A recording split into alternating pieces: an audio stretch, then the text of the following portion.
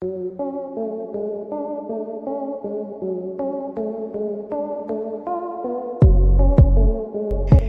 पर हमारी इस दुनिया में सदा के लिए अमर कैसे हो सकते हैं। मैंने आपको पिछले वाले वीडियो में बताया था कि हम 3 प्रकार से अमर हो सकते हैं, जिसमें एक तो हमारी बॉडी को फ्रीज करके, दूसरा हमारी चेतना को दूसरे नए जवान इंसान के दिमाग में ट्रांसफर करके, तीसरा सिमुलेटेड वर्ल्ड क्रिएट करके उसमें हमारा जैसा क्रिएटर के दिमाग में हमारी चेतना को ट्रांसफर करके।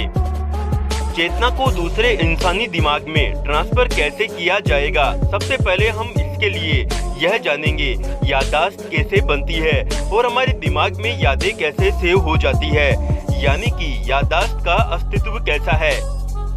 यहाँ पर जो दूसरा तरीका है वह सबसे आसान है, लेकिन कुछ लोगों के मन में काफी सारे क्वेश्चन होंगे कि हम जवान बॉडी में हमारी चेतना को ट्रांसफर करके सदा के लिए अमर कैसे बन पाएंगे। यदि बॉडी समय के अनुसार बूढ़ी होती जाएगी तो हम अमर कैसे हो पाएंगे। इसके लिए फ्रेंड मेरा आपको जवाब होगा कि यहाँ पर हम जैसे ही बूढ़े होते जाएंगे हमें हमारी चेतना नए नए इंसानी दिमाग में चेतना को ट्रांसफर करते रहना होगा। हाँ, यह अमर बनने का तरीका एक जटिल तरीका है, बट इस तरीके से अमर बन सकते हैं। इसमें जो पहला तरीका और तीसरा तरीका है उनमें हमको इंसानी दिमाग या फिर किसी सिमुलेटेड क्रिएटर को चेतना को बार बार ट्रांसफर नहीं करना होगा। चलिए जानते हैं याददाश्त काम कैसे करती है, यानी कि हमारे दिमाग में याददाश्त कैसे क्रिएट होती है। याददाश्त का अस्तित्व कैसा है, हमें देखने पर, सुनने पर दृश्य और आवाज याद कैसे होती है।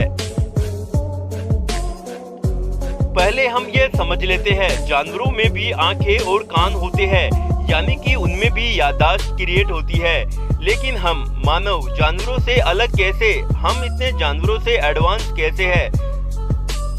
दोस्तों, इसका कारण है भाषा, यानी कि हमारी लैंग्वेज।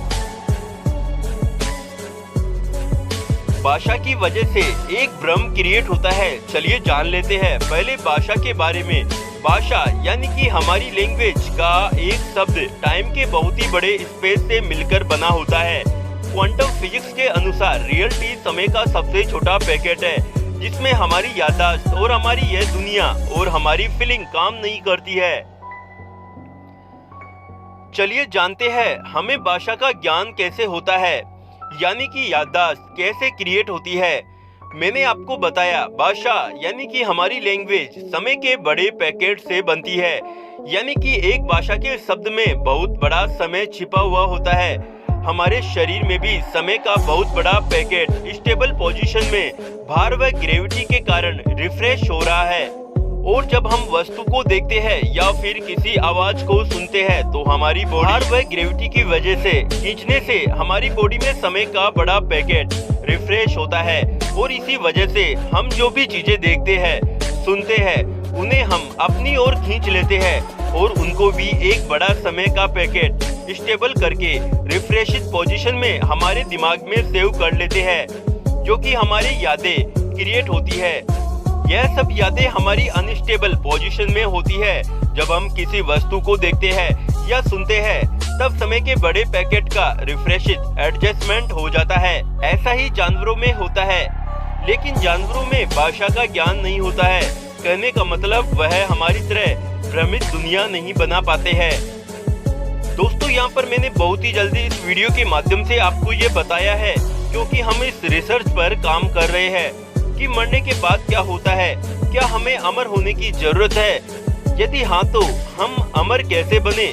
आगे हम इस टॉपिक को आपके सामने एक सरल तरीके से लाने की कोशिश करेंगे। यदि आपको इस वीडियो के माध्यम से कुछ समझ में आया है तो मुझे कमेंट बॉक्स में बताइएगा। मैं इसके ऊपर रिसर्च करता रहूंगा और आपके सामने नए नए वीडियो लाता रहूंगा। धन्यवाद।